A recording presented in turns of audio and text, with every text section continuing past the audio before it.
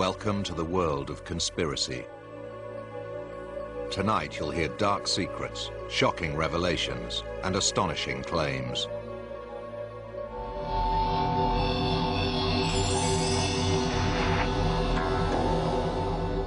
Diana's death was no accident. Marilyn's suicide may have been murder.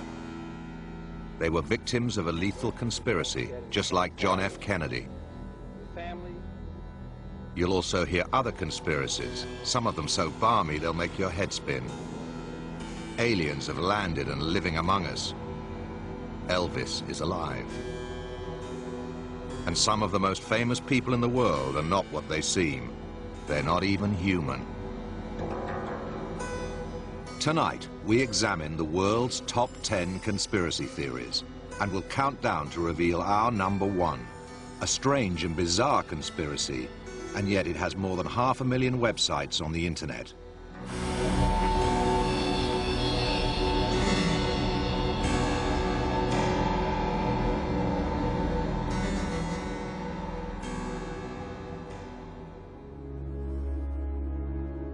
We're living in a new and terrible age, the age of conspiracy.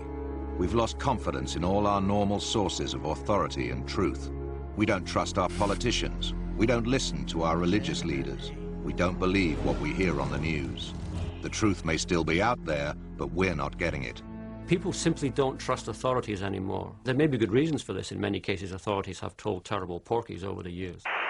Major combat operations in Iraq have ended.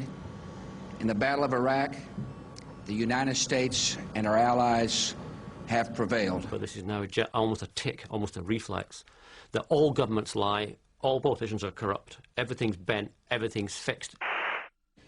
I have no hesitation in stating categorically that these allegations are wicked lies. Everybody lies and everybody tells porkies. You can't believe anything. These men and women are prepared to blow the lid on some of the world's greatest conspiracies. They've been laughed at, threatened, ridiculed, and persecuted. But what if they're right?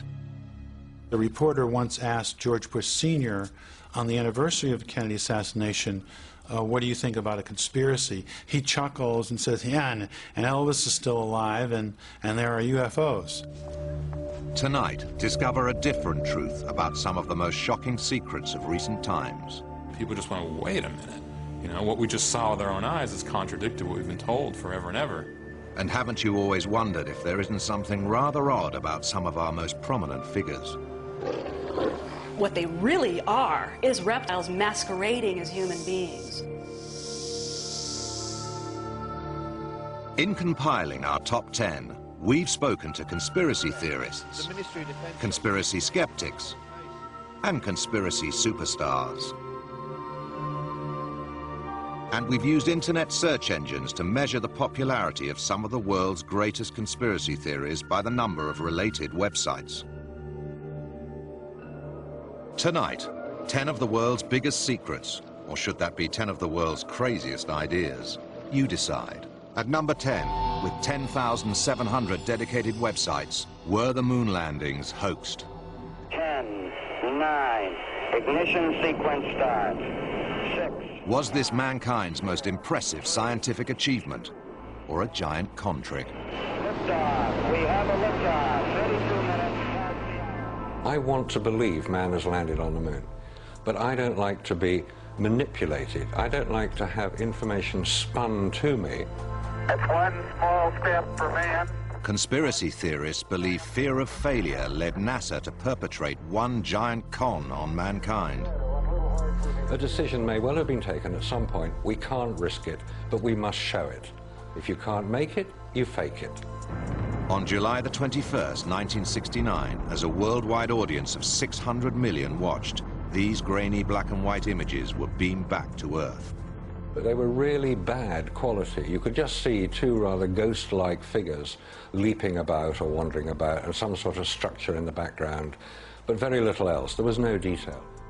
With the eyes of the world on them, the Americans couldn't risk anything going wrong.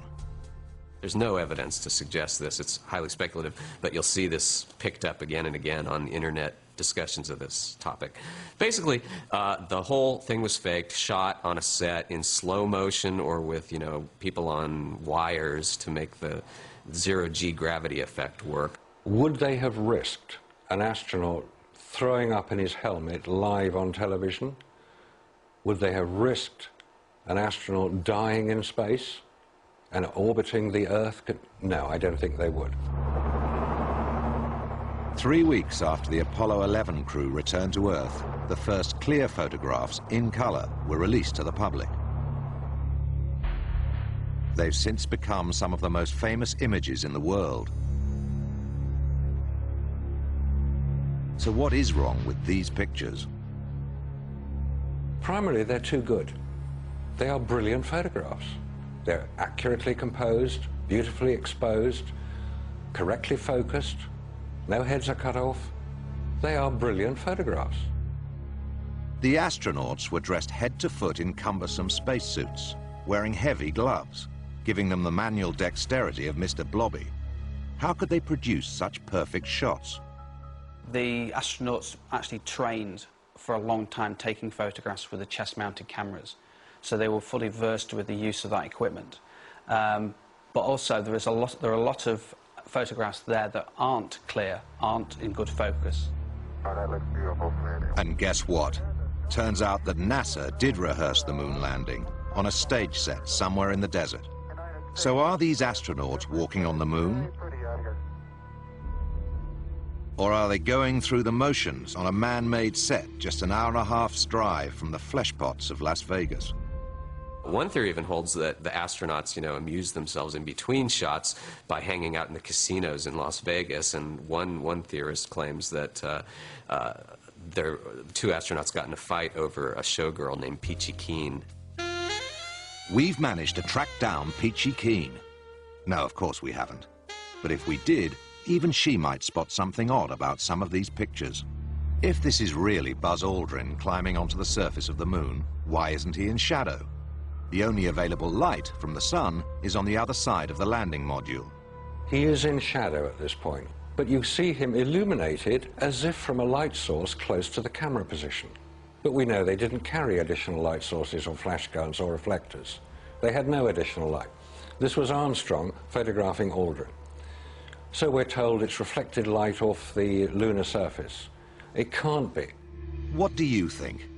Those who take NASA at face value say all these shadows could be produced by the sun reflecting off the moon's surface. They are real, they are there, and they prove there is one source of light, which was the sun. You've got to take into consideration at the same time the topography, the diffuse reflections off the surface, specular reflections from objects such as the lunar module as well. So shadows do exist on the surface of the moon, but they prove there is one source of light. But even if the shadows can be explained, why, in an atmosphere without air, does the stars and stripes appear to flutter in the wind? Did some dopey stagehand leave a door open and allow a gust of desert wind to blow through the studio where these images were faked?